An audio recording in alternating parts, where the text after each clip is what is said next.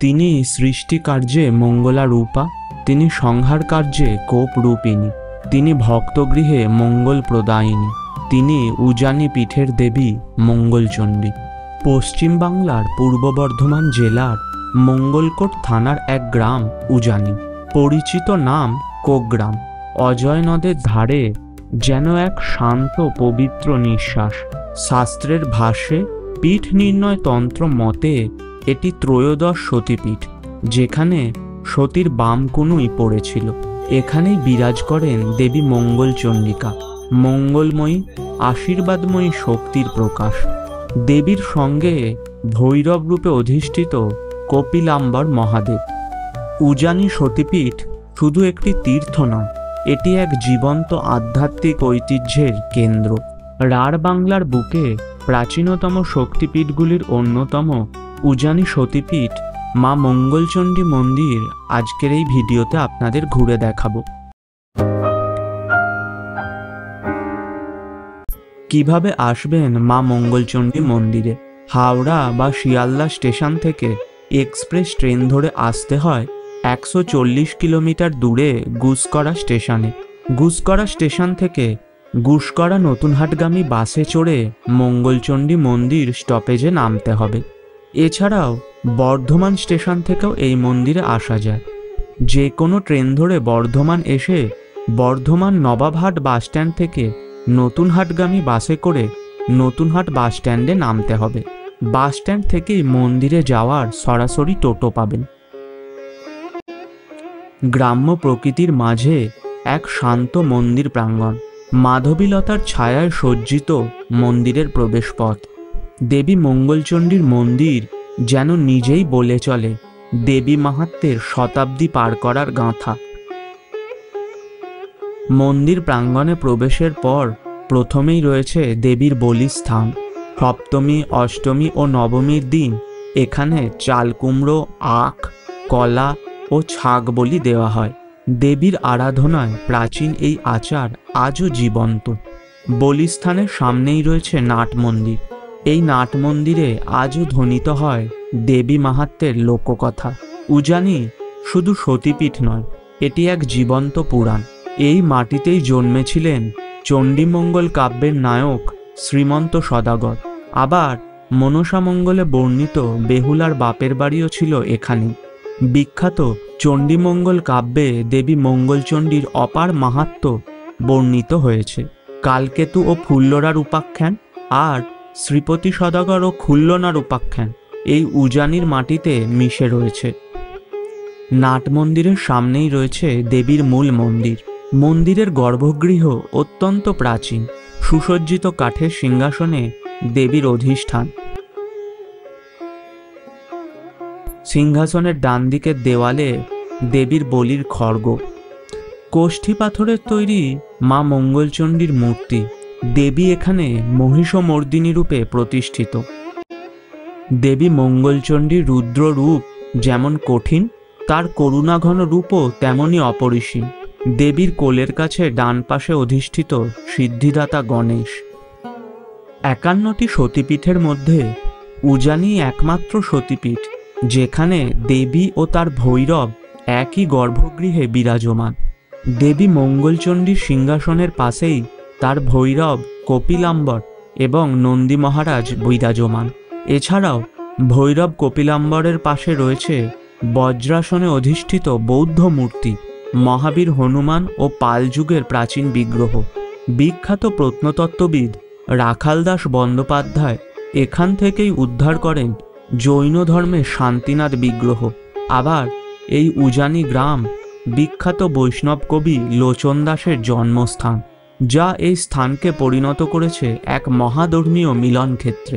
একাধিক শাস্ত্রে, পুরাণে ও কাব্যে মহাশক্তির আলোকে সতীপীঠ উজানি আজও দীপ্তময়। এটা 51 পীঠের এক পীঠ দেবী মঙ্গলচণ্ডী, তার ভৈরব হচ্ছে কপিলাম্বর। এখানে দেবীর বাঁ হাতে কুনুই পড়েছে। মায়ের কুনুই এই সিংহাসনের নিচে যে কালো বেদি দেখা যাচ্ছে, ওর নিচে সোনার কৌটোর মধ্যে দেবী কুনুই রাখা হয়েছে। তারপরে মায়ের মন্দির তৈরি করা হয়েছে। এটা মায়ের যেহেতু নাম মঙ্গলচণ্ডী, কিন্তু মায়ের রূপ হচ্ছে দুর্গা। এখানে দুর্গাপুজোর সময় মায়ের বাৎসরিক অনুষ্ঠান হয় 4 দিন ধরে, সপ্তমী অষ্টমী নবমী মায়ের 3 দিন ধরে বলি হয়। কালী পুজোতে বিশেষ উৎসব হয়, নবান্ন উৎসব হয়, পয়লা মাঘ মায়ের ওজানি মেলা হয়। মন্দিরের পিছেতে যে অজয় নদী আছে তার মধ্যে বালি, সেই বালির মধ্যে একদিনে ওজানি মেলা হয়, সেটা একদিনের জন্য। আর আমরা হচ্ছে বংশকার পুরোহিত, আমাদের রায় পরিবারকে মা স্বপ্ন দিয়েছিল, তখন থেকে আমাদের রায় পরিবারের লোক মায়ের পুজো পাঠ করে এসছে বংশগত। আজকে আমি 23 নম্বর আছি, 22 নম্বর মায়ের পুজো করতে করতে গত হয়েছে। এইভাবে করে চলে যাচ্ছে। আর এখানে প্রতিদিন যে মায়ের অন্নভোগ হয়, অবশ্যই ভক্তরা ভোগ চাইলে অবশ্যই পাবে, তার জন্য টাইম নির্দিষ্ট আছে, এই টাইমের মধ্যে জানালে সে অবশ্যই ভোগ পাবে। এখানে ভাগে মায়ের যে ভোগ নিবেদন করা হয় তাকে মাকে প্রতিদিন ভোগে মাছ রাখতে হয়, মাছ ছাড়া মায়ের ভোগ নিবেদন করা হয় না। দুর্গা পুজোতে অষ্টমী দিনে শুধু মা একদিন নিরামিষ ভোগ হয়, কিন্তু মাকে 365 দিনই মাকে মাছ দেখাতে হবে। যে আমি যেখানে গর্ভে গিয়ে বসে আছি, মা যেখানে আছে, এটা অনেক পুরোনো মন্দির। যখন প্রতিষ্ঠান স্থাপিত হয়েছে তখনকারই মায়ের মন্দির এই গর্ভগৃহটা। আদার্স যেটা পীরে থেকে দেখছেন, নতুন করে 2010 সাল থেকে শুরু হয়েছে। সে মায়ের এক ভক্ত বাইরে থাকে, সে স্বপ্ন পেয়েছিল, তিনি বলেছিল যে আমি মায়ের মন্দিরে কিছু দান করতে চাই। কেন কি করবেন, আমি তখন ভক্তকে বললাম যে আমার খুশির মতন একটা জিনিস করে দিন। তখন বললো আমি একটা আটচালা বানিয়ে দেবো, যাতে দুর্গাপুজোর সময় ভক্তদের অসুবিধা না হয়। ওরা আমাকে সাহায্য করেছিল, আমি নিজের হাতেই আমি করেছি।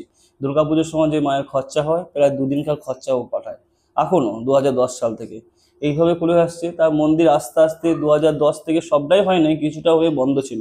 আমি এখন এদিনকে আস্তে আস্তে করছি, ভক্তদের নিয়ে করছি, মা চালিয়ে দিচ্ছে, হয়ে যাচ্ছে। আমার অনেক ভক্ত হয়েছে, যে যেমন ভাবে সাহায্য করে আমি আস্তে আস্তে করে মায়ের মন্দির বাড়াচ্ছি।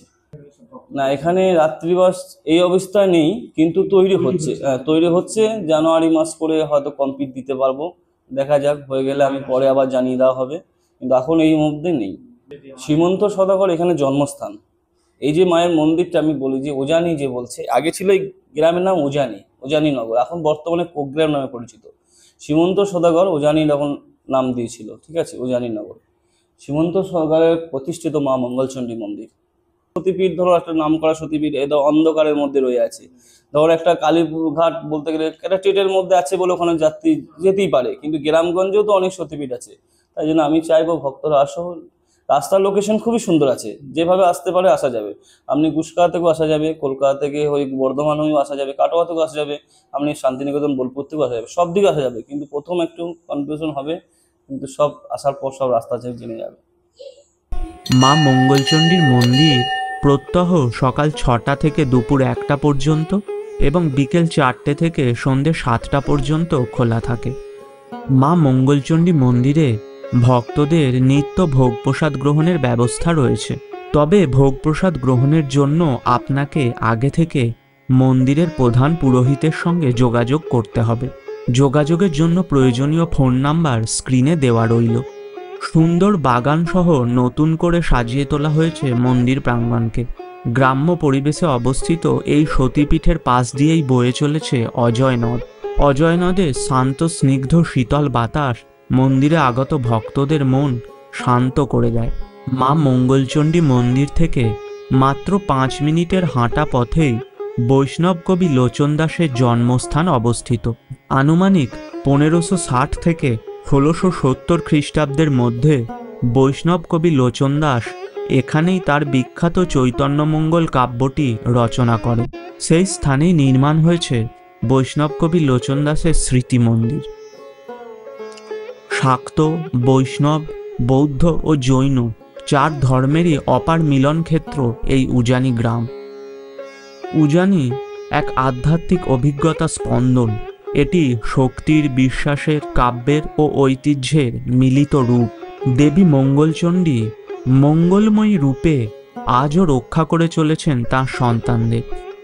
এই সতীপীঠ শুধু দেখবার নয়, অনুভব করবার। আপনারাও আসুন এই উজানি সতীপীঠ দর্শন করতে। এই মন্দির সংক্রান্ত কোনো প্রশ্ন থাকলে কমেন্ট করে জানান। মায়ের আশীর্বাদে সকলে ভালো থাকবেন। জয় মা মঙ্গলচণ্ডী। ভিডিওটি যদি ভালো লাগে তাহলে একটি লাইক করবেন।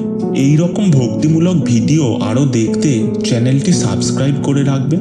আর প্রতিটি নতুন ভিডিওর সমস্ত আপডেট পেতে স্ক্রিনে দেওয়া লিঙ্কে ক্লিক করে আমাদের হোয়াটসঅ্যাপ চ্যানেল জয়েন করুন। ধন্যবাদ। জয় ঠাকুর মা স্বামীজির জয়।